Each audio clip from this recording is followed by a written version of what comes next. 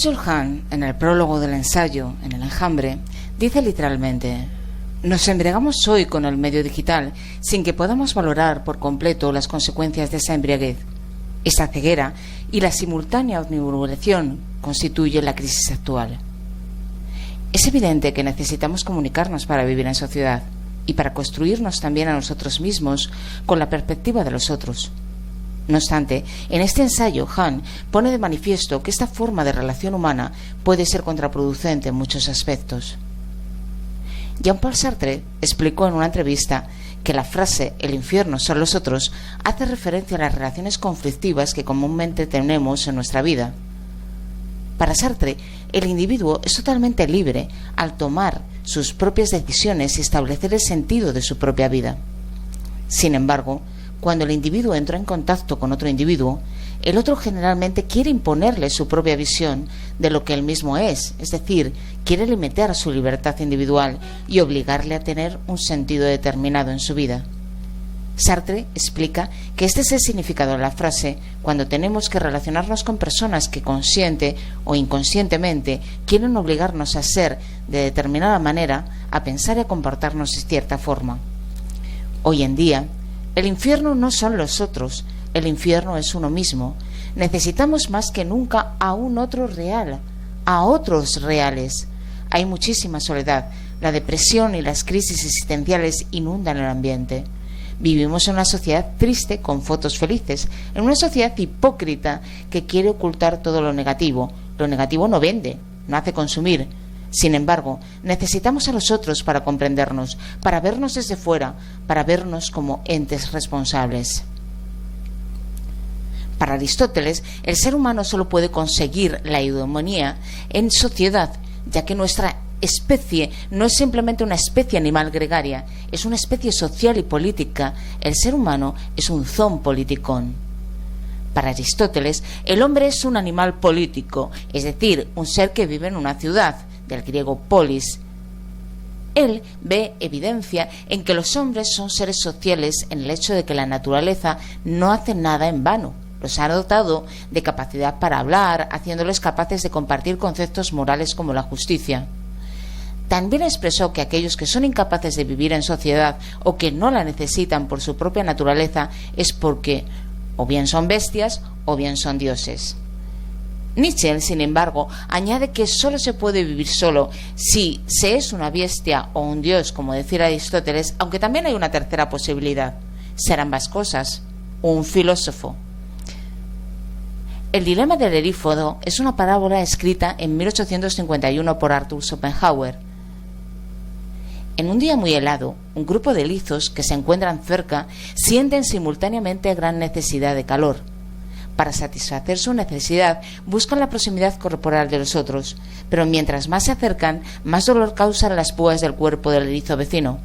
Sin embargo, debido a que al alejarse va acompañado de la sensación de frío, se ven obligados a ir cambiando la distancia hasta que encuentran la separación óptima, la más soportable.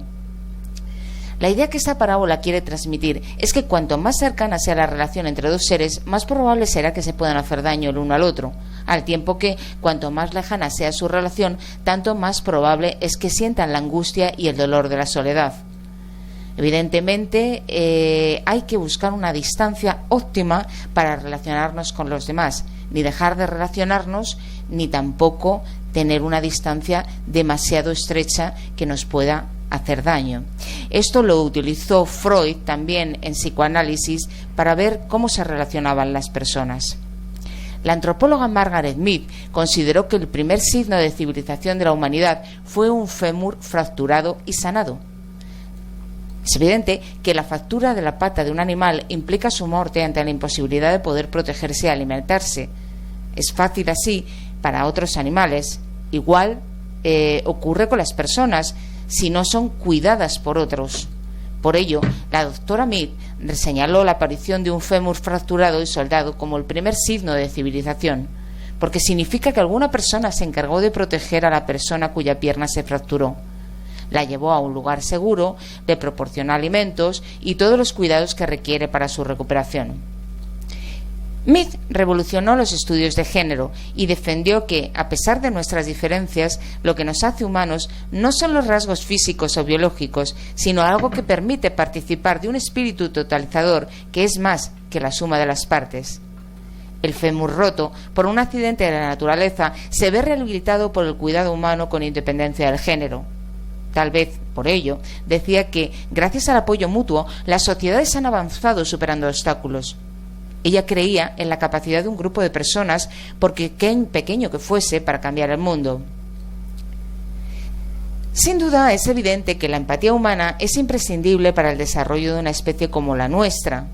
Pero esta solo se puede dar si se comprende al otro a través del lenguaje simbólico y la transferencia de conocimientos, pensamientos y sentimientos. Tampoco cabe duda de que la conciencia de la muerte y los ritos funerarios tienen un papel importante en el inicio de la civilización. Los primeros enterramientos intencionales de los que se tiene constancia se atribuyen a los neandertales. En el siglo XXI se han perdido tanto los rituales que forman comunidad, como comenta Hahn en La desaparición de los rituales, como la comunicación humana debido al desarrollo capitalista neoliberal propiciado por las nuevas tecnologías. El análisis de Hahn, deudor en gran medida de Heidegger, advierte sobre las prácticas deshumanizadoras de nuestro tiempo que han ganado en sutileza a favor del control del sistema. Los individuos digitales son muy fugaces e inestables, ya que los caracteriza la volatilidad y la soledad. El miedo, junto con la soledad y la falta de comunicación, hacen que la depresión y las enfermedades mentales sean lo más habitual del siglo XXI. Por otra parte, hay un exceso de positividad con sobreabundancia de lo idéntico, lo cual lleva a la depresión narcisista, donde cada cual está preso en su infierno de lo igual, a través del Black Mirror de su pantalla. En su ensayo La expulsión de lo distinto, Hahn hace referencia a la película de animación Anomalisa. Esta cuenta la historia de Michael, que cae en una grave crisis existencial, a pesar de su éxito profesional y social. Se ve solitario, aburrido, desilusionado, perdido en una sociedad de consumo y rendimiento vacía de sentido, monótona y pulimentada.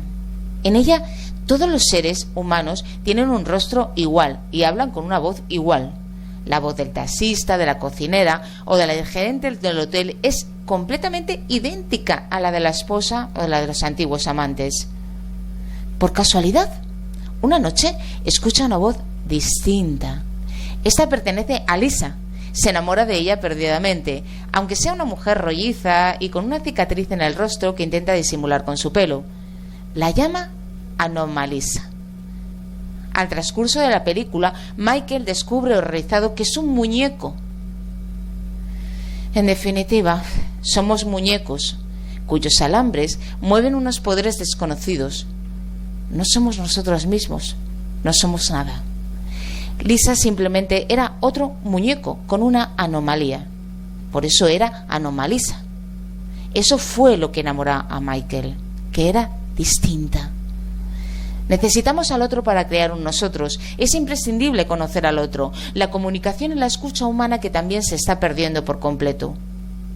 José Ortega y Gasset, en su época de perspectivismo filosófico, decía que todas las perspectivas son necesarias para conocer la realidad, la verdad. Sin el otro no podemos construirnos ni siquiera nosotros mismos. Necesitamos al otro, necesitamos vivir con otros.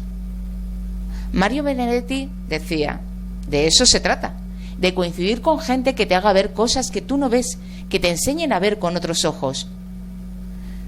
Sin la negatividad que nos da la otredad de lo distinto, no podemos trascender. El miedo al otro nos encierra en nosotros mismos. Las personas ahora no nos comunicamos, no escuchamos al otro, nos conectamos en el enjambre de Internet. Pero aquí solamente hay individuos aislados, sin alma, que jamás pueden formar un nosotros. En el enjambre solo hay ruido, algo muy distinto a la masa que tiene voz propia. En la comunicación digital del siglo XXI surge la indignación que fomenta el odio, a diferencia de la masa obrera del siglo XX, por ejemplo, donde los obreros en masa surgía la ira, que llevaba a la acción.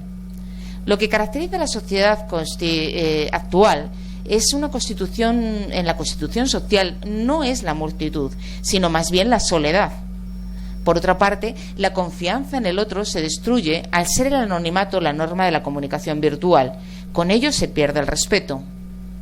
En la comunicación digital se atrofia la mirada con el otro, el contacto con el otro, el llamado efecto Skype. El Homo digitalis o Homo ludens teclea en lugar de actuar. Es incapaz de actuar. Sus manos están atrofiadas al tecleo. Con Guy Debord y la Sociedad del Espectáculo en 1962 ya se vio que a través de las pantallas el ser humano ha perdido su capacidad para la acción. Con la comunicación por las redes sociales e Internet, esto adquiere unas características bastante peores. La confianza es destruida en una sociedad que se basa en la vigilancia y el control a través de la inteligencia artificial. En el enjambre no es posible una revolución que pueda poner en jaque al poder. Existimos en un enjambre digital de individuos aislados, sin acción colectiva, sin sentido.